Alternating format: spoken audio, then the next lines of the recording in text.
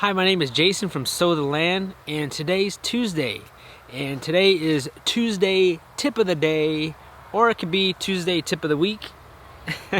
We try to keep it at 2 minutes, but let's just call it the Tuesday tip of the day. But in today's Tuesday tip of the day, I'm going to show you a simple way how to make a cattle panel trellis.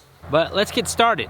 I'm going to put the timer on the screen right here. We use a cattle panel trellis for our beans and also our cucumber. It helps us use that vertical space. For this setup, I'm using 4 T-posts.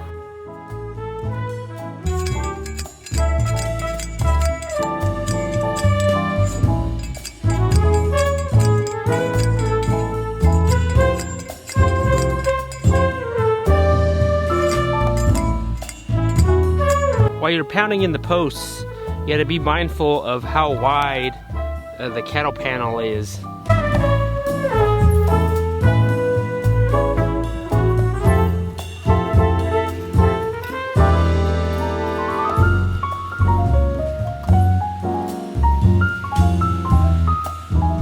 I would recommend putting in the cattle panel before anything grows in your garden, because then you'd have to be careful of not to smash anything growing.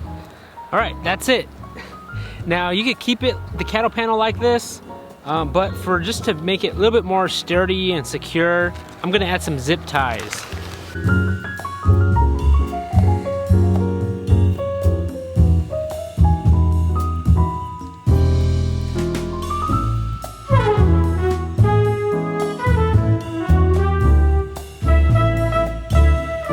Now if you do have plants growing already, you could put the plants like in between the cattle panels here, just to kind of help them to climb up once they start growing more.